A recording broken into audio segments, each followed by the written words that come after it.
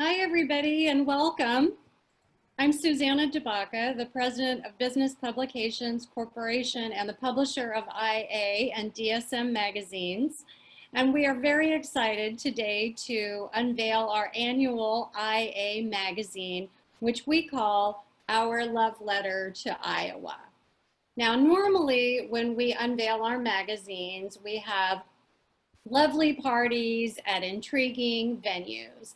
And this year, back in the spring, we plan to have a wonderful party at the River Center so that we could see and experience their newly expanded space. But you've all been there. We're in a pandemic, and so our plans have changed.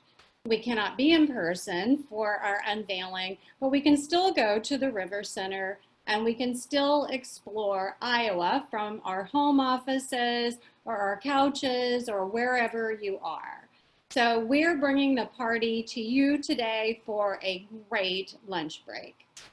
So any of you who have read IA magazine knows that this gorgeous magazine celebrates arts and culture, home and garden, food and dining, and destinations across the state.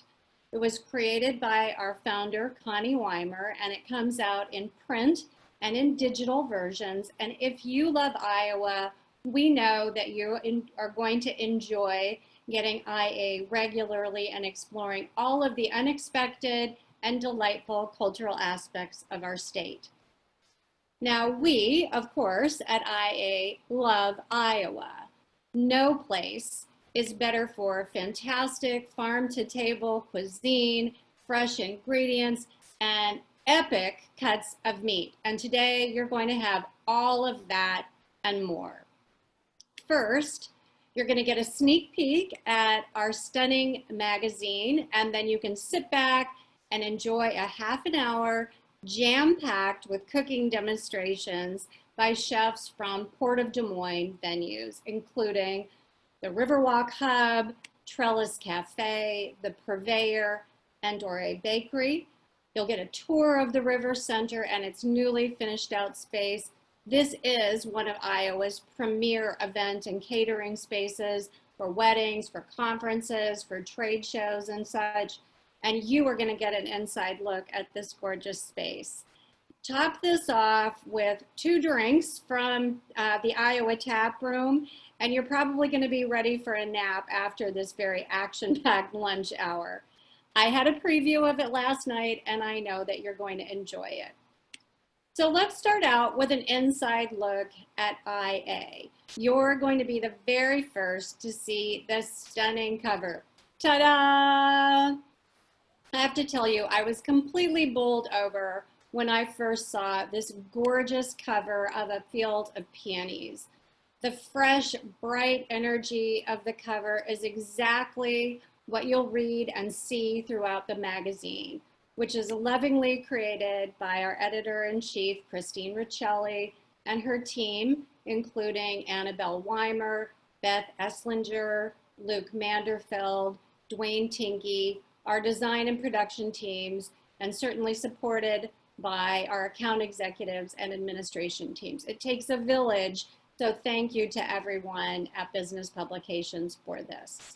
So this beautiful photo on the cover is from a flower farm called Pepper Harrow Farm in Winterset. And it's one of my favorite stories, and I know that you're going to want to visit this vibrant destination as soon as you read about it in the Home and Garden chapter. So let's take a look inside. This magazine is chock full of stories from all over Iowa, along with striking photos. Here are a few of my favorites that I know you're going to want to savor to give yourself a little break from the pandemic and all the things that are happening around us. Chapter 1 is around Iowa, and this is a collection of short pieces, one of which that you can see on this cover is about a Cedar Falls artist's creation of a series of forever stamps. Can you go back a page? Featuring luminaries of the Harlem Renaissance. Fascinating backstories in these tiny works of art. Also in this section, on the next slide, Stacy, is a write-up about a Russian Impressionist exhibit at the Pearson Lakes Art Center in Okoboji. In chapter 2, which is the home and garden section, you're going to read all about Pepper Harrow Farms, which was the cover photo. And I'm telling you, you can practically smell the flowers jumping off of these pages. Chapter 3 is destinations, and my favorite story here is Wild Iowa's Epic Hikes. The name says it all, and you are going to be stunned by these beautiful views of Iowa. Also in this section is a fantastic article called Lessons from the Prairie School that showcases an historic Frank Lloyd Wright building in Mason City, really close by here. Now, chapter 4, that's kind of what you've all been waiting for, food and dining. There's food, but you cannot miss the Covert Cocktails article, which features speakeasies in Iowa. And we're going to have a special cocktail tutorial from Ken's by Iowa Tap Room, one of our featured speakeasies, during the chef-led meal as well. Finally, chapter 5 is arts and culture. And another can't miss story is Art in the Parks. And this features a collaboration between Iowa State University and the state parks. There's 20 artists and 20 parks to mark the centennial anniversary of the state park system here in Iowa. So I know that you're gonna love this issue. It is truly a love letter to our state. If you don't already get it, you can go to iapublications.com and you can order your copy. It can also be found in select locations across Iowa and Des Moines, and that information is on the website as well. I know that that drink that you saw and all of the talk of food and restaurants made you hungry, because after all, it is the noon hour. So without further ado, we'll get started with our chef-led masterclass and our tour. And we pre-recorded all of this so that we could take you from place to place. Let me tell you a little bit about what you're going to see. As mentioned, the chefs that you're going to see are from Port of Des Moines Restaurant Group, which is our host today, and a leader in food and dining here in Iowa. First off, you're going to see how to make a charcuterie plate from Purveyor. And this is a lovely, scrumptious plate with a variety of meats and cheeses and other goodies, almost all from Iowa, with advice on selections and wine pairing. Then we're going to be magically transported to Trellis, the restaurant in the Botanical Center. After all of that dreaming of cheese, Chef Lisa Laval will show you how to make a tantalizing but a little bit healthier quinoa salad, which is quick and easy and full of bright flavors. But keep watching because by then you are going to learn from the grill masters of the hub how to prepare a truly epic 32-ounce ribeye, which is called a tomahawk, and there are going to be flames and knives and enormous cuts of meat. Then, if you have any room left, even intellectually, for dessert, you'll learn how to make a lovely, vibrant mixed berry crisp from Dore Bakery. And what would dinner be without a drink? So, to finalize the chef-led portion in honor of our speakeasy article, we'll have demonstrations on how to make not just one, but 2 speakeasy cocktails from the Iowa Tap Room. And please stay tuned to the very end, because the finale of this entire show is an exclusive inside look at the River Center with a tour by the self-proclaimed Grand Fromage himself, Michael Laval. And this venue that you're going to see is a rustic yet sophisticated, very conveniently located venue that boasts fantastic food. It's a perfect place for events when we can have them again in person, but smaller events are available now. So stay tuned, because you are absolutely going to want to see inside. So sit back, enjoy, and we'll roll the movie.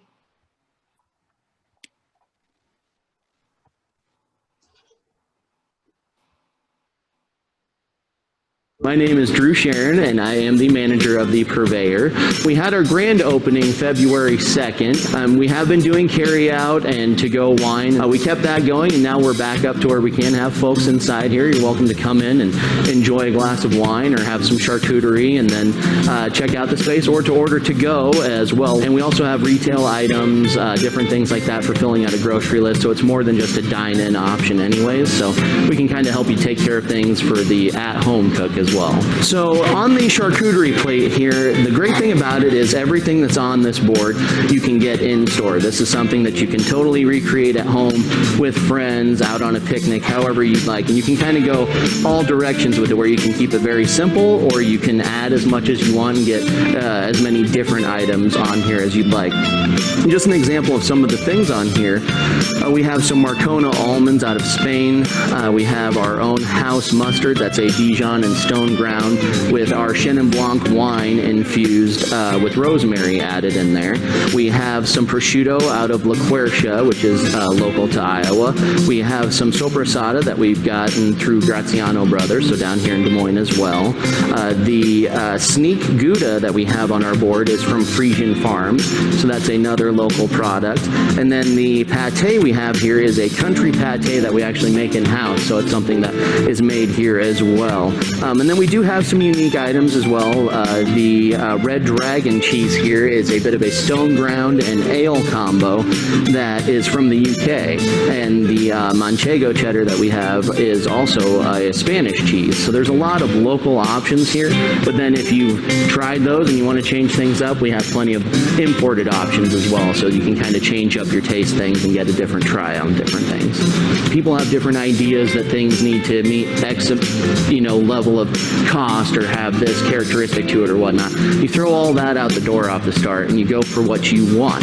If you've got a hankering for some classic cheddar, then start there and build off flavors that go around that. And you kind of want to work with your main things and then just add to taste from there. I'd say keep it simple to start and then expand from there. It looks like there's a lot going on, but it all starts with putting down your first piece of cheese or your first piece of meat, and then you just kind of go from there as you feel.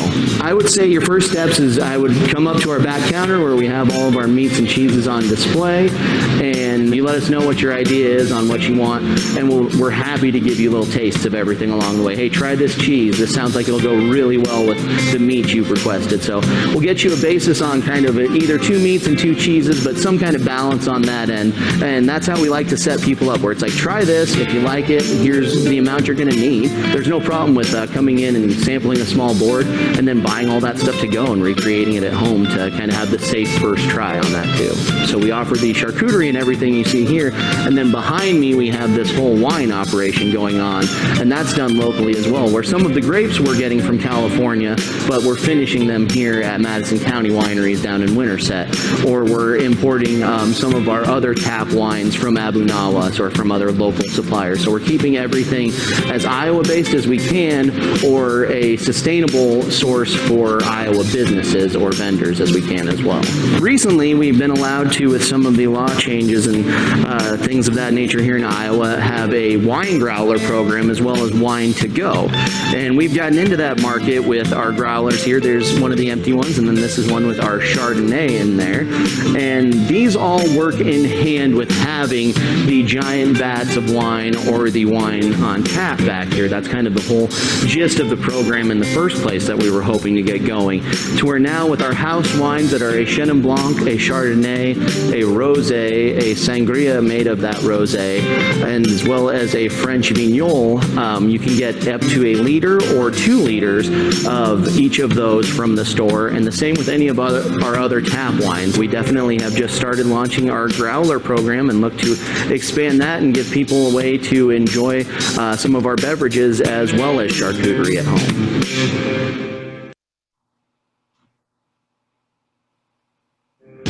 I'm Lisa Laval, chef owner of Trellis. This is a beautiful cafe in the Greater Des Moines Botanical Garden. So it's great for a client to have a rehearsal dinner here, or something kind of small and modest, or a brunch after a wedding, and then the big bang wedding deal at the River Center. And so we can offer the clients a lot of different opportunities in different venues. So we are making quinoa for a couple reasons, because it's one of the most healthy grains in the universe, I guess, or the world anyway. So easy to cook, and it's very forgiving. So if you don't like to measure, you just put in some quinoa, you put in twice as much water, you bring it to a boil, you put the timer on for 15 minutes, you get to have some fun and fluff it. And my thought was to have it be a side dish with some grilling. The other beautiful thing is you can mix it with just anything you want. So I chose chickpeas or garbanzos, and so I'm just gonna throw them in. And then the other things in my refrigerator. So I've got onions, carrots, and celery. And I love red cabbage. So we've got a stalk vegetable, a root vegetable, a cruciferous vegetable, a protein. I didn't include garlic, but that was just my forgetfulness. So I'd put garlic in there if I were you. Any case, whatever you've got in your fridge, you just can't go wrong. So after that, I'm gonna mix it up. I'm not gonna get too crazy because I want this for breakfast tomorrow too. So just salt, pepper to your tasting. You don't have to salt the quinoa water before you cook it, but you can. So then remember, so you don't over salt it. And then I thought we need a little dressing because it's a very neutral, mild grain. So I'm going to dress it up with fresh lemon, olive oil, a little honey, and Dijon mustard. And essentially, it's sort of like the same things you would put in hummus. And you use garbanzos for hummus. And so fresh lemon juice. Once again, I should have put some garlic in here, but you won't forget that. So what we're going to do is, and I've done it in advance, so we don't have to watch it, but a zester, any kind of grater zester, it doesn't matter. But these microplanes are pretty wonderful. So you just get the zest over the whole lemon. You just kind of make a little game. You go around, around, around, and then you got this beautiful zest. You throw that in the bowl. You cut the lemon in half and zest it until there's nothing left except the pit, or the white, which is really just insulation. So the lemon juice goes in. As I said, I did that earlier. So this is lemon juice and lemon zest, and some kind of Dijon mustard, a French mustard that's not stone ground, but very smooth like this. It somehow has some properties in it that will help you help the dressing emulsify, so the oil will stay suspended within the acid and the other ingredients, because fresh herbs could go in here and be just great. Any kind of fresh herbs. So we'll salt and pepper this again, just a little bit. The acid, which is the lemon juice, and the mustard and the salt and pepper are all in the bowl, and I am whipping them up a little bit. I sort of like a little sweetness, so a little honey, but it's completely optional. If you don't want sugar in your diet, just omit, and you'll still be a happy person with a delicious dressing. So here it is, and this is the time you whip it pretty good. Everything seems to be all together, and then olive oil.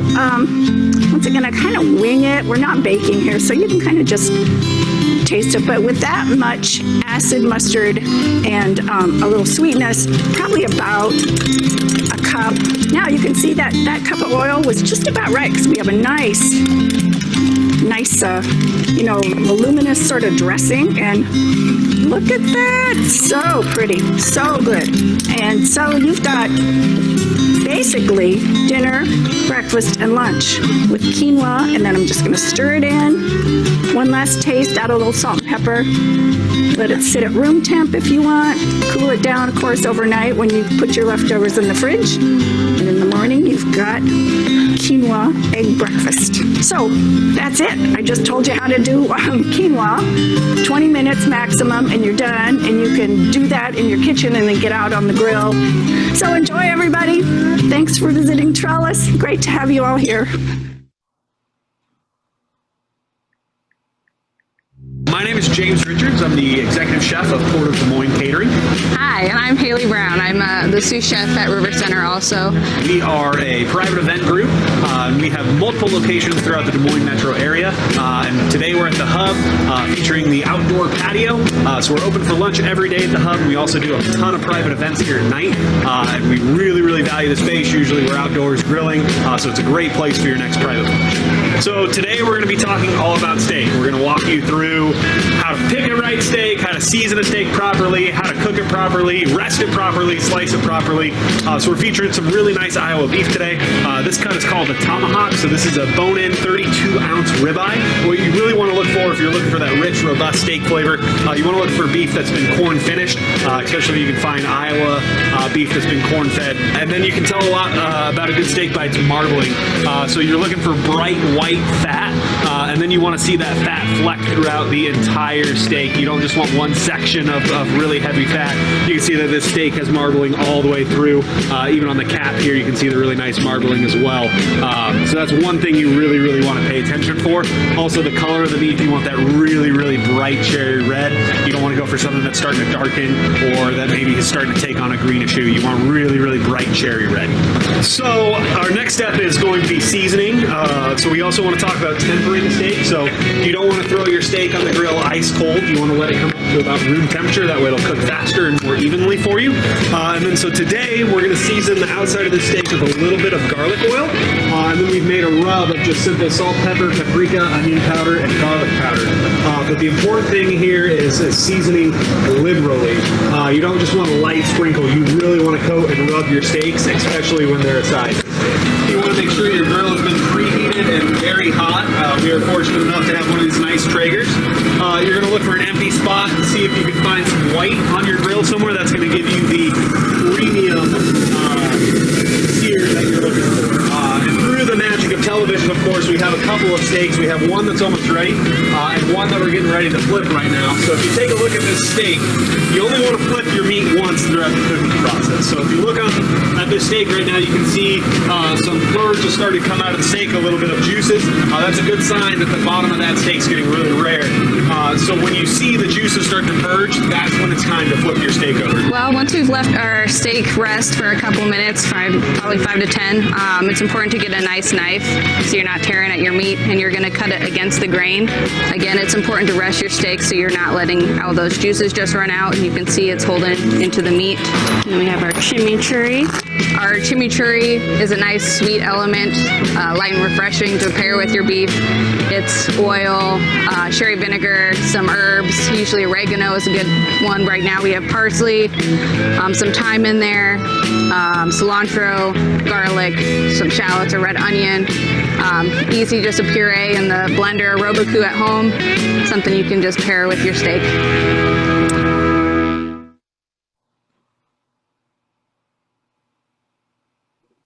My name is Nick Pugmire, and I am the executive pastry chef of Dore Bakery and the Port of Des Moines Group. Today I'm going to be making a mixed berry crisp.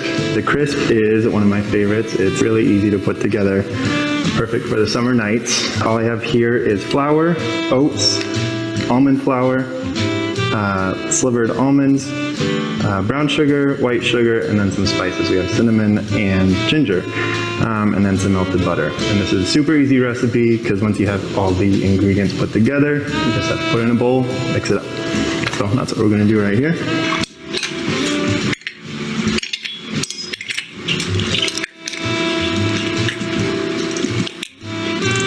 I usually like to let all the dry ingredients mix together before adding the melted butter.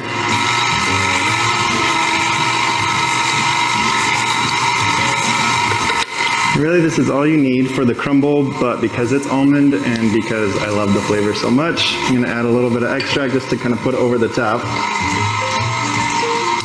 And you're just going to let it mix until it kind of resembles a wet sand. Take a look at this. It's just kind of crumbly, but if you ball it up, that's a good sign. And then you can just crumble it. And so this is going to be the top for the mixed berry crisp. You Can pretty much do it with any sort of berry that you want. If you have raspberries, I have blueberries, blackberries, and strawberries. And when I'm making this recipe, I like to do it as a ratio. So with all the berries combined, this is 1,000 grams. I'll put this in a bowl. And with the ratio, I usually do 10% of that weight in sugar, and then 1% of that weight in cornstarch. So this is 100 grams of sugar, 10 grams of cornstarch. So I like to mix this together separately. And mix it up. And then just sprinkle it over the fruit. And toss it. And what's going to happen, you'll notice pretty quickly, is the berries are going to start macerating. They're going to kind of release their juices, which is perfect because we're going to put this on the stove and let it cook for just a few minutes until this mixture boils. Set up a little bit, and then we're going to head back to the stove.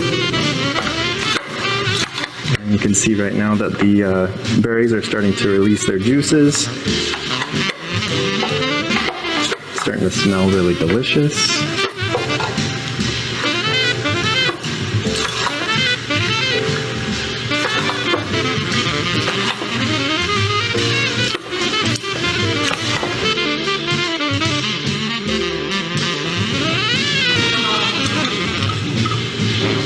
All right.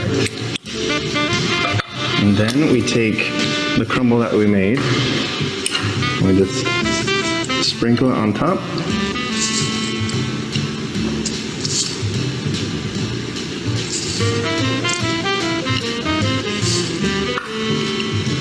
All right, so there's this, and all we need to do is put this in the oven and at 350 degrees for about 20 to 25 minutes until the top is golden brown. All right, and so here is the final product.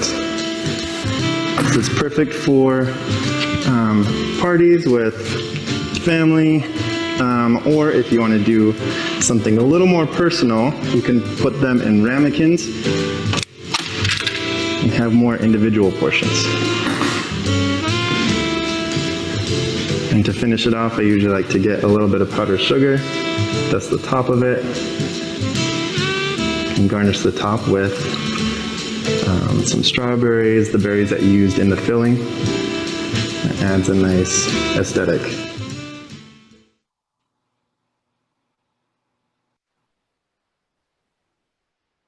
Hello everybody, my name's Joe. I'm here at Ken's, a not-so-secret speakeasy here below the Iowa Tap Room in Des Moines, and I'm going to be taking you through a couple of our craft cocktails, but first, why Ken's? So Kenneth Sandalwood Lighter was a notorious bootlegger in the 1920s during the Prohibition era. He was also a business owner right here within the Des Moines community, and basically this is going to be a little bit of our theme. It's going to be in his name, so I hope you guys like what we have going on.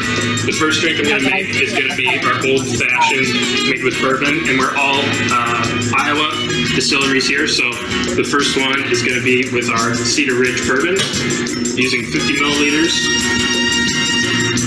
of our Cedar Ridge. And then follow that up with just 10 milliliters of our simple syrup. And then to round it out, we're just going to use 3 dashes of our bitters. 2, 3. Awesome. Mix it up a little bit, shake it off a little bit, get it all nice and mixed for you. Pour it into our small rocks glass here. There we are. And then we're going to go ahead and garnish it with an orange wheel and a maraschino cherry. Simple, yet effective. So the next one that we're going to run is going to be our top dollar sidecar. And this one, like the last old fashioned, is going to be ran with an Iowa distillery. So we have our Templeton Rye. And this one is going to be a 6-year, so we have a little bit more of a top shelf Templeton rye that we're using in this one. Again, that's going to be a 50 milliliter pour on that one.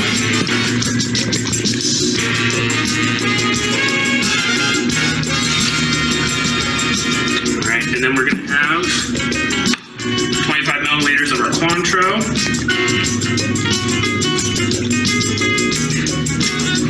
We'll have a little bit of the same amount of our lime juice for a little bit of that extra flavor.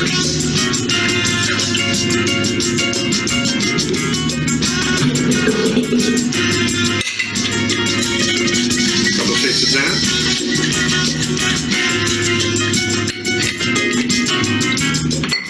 And that guy's going to go here in our martini glass. And then we're just going to go ahead and garnish it off with a lemon twist. And that's going to be our top dollar sidecar. All right, and then here at Ken's, we're also going to be offering to-go cocktails as well. We understand during these times that people might not necessarily want to come down and stick around in the speakeasy, especially on a crowded, maybe Friday, Saturday night. So these will be available to go as well. And then look for us to be open, ideally by mid-August, but to be honest, it's a not-so-secret speakeasy. Keep your eyes open. We might be open just a little bit before that.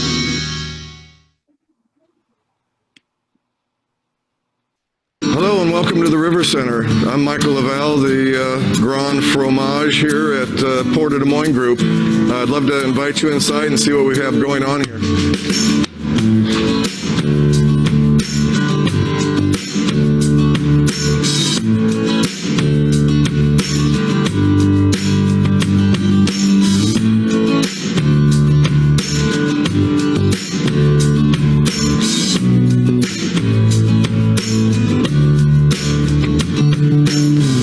Meet in downtown Des Moines is an important historical location.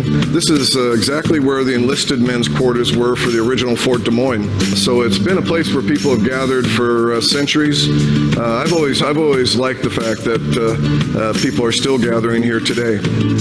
Let's go upstairs to the mezzanine and see what we have going up here. This 200-person mezzanine has been reconstructed, and all the old wood that we took out of here we used to build bars.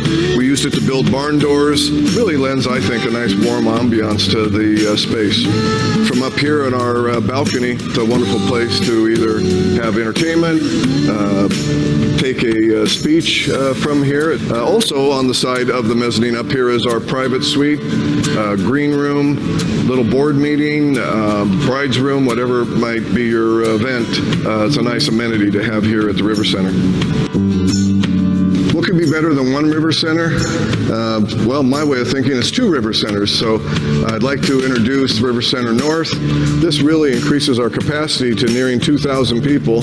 So we can have two simultaneous events, or we can have one larger one that gives us all kinds of increased flexibility with the space. So let's take a look at it. The River Center keeps its historic charm, and it also has all the modern amenities with fiber internet, 34-foot ceilings, plenty of room to set up a trade show, an all-day seminar, private suites, and tons of air conditioning. I served my first meal in Des Moines in 1975, so I like to spend some time in the kitchen. Let's take a look at what's going on. You know, I've never accepted the premise that banquet or event food had to be boring or not delicious. So we've set up the whole facility to accomplish quality food. And we've put together a heck of a culinary team to do it.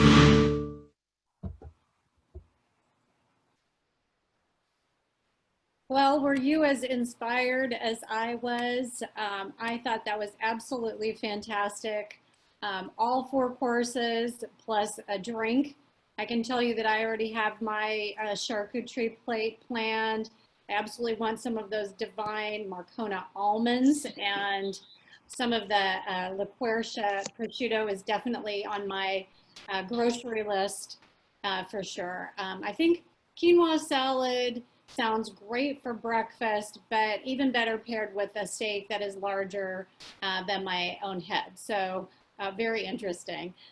Fruit crisp is perfect, just spot on for this season. And I had not thought about the little powdered sugar touch on top. So thank you very much for that hint. And then as for the drinks, who does not love something with a maraschino cherry? So thank you very, very much to all of the chefs and to Lisa and Mike Lavelle for that wonderful, wonderful tour. If you are still with us, and I think almost everybody has stayed glued to their screen, clearly you love food and dining. I hope that you love arts and culture, but clearly you also love Iowa. So if you do and you do not yet get IA Magazine or DSM, we invite you to subscribe. You can subscribe to IA, our digital or print versions, which we call our Love Letter to Iowa, to DSM Weekly, Weekend, and Wealth newsletters that come to you right into your inbox, or our print publications where you can read about arts and culture, food and dining, and more. So thank you again to our host, the River Center. Thank you all so much for joining today. It was fun to spend our lunch hour together, dying to hear your comments and feedback, but enjoy the magazine and have a great rest of the week. Thank you, everybody.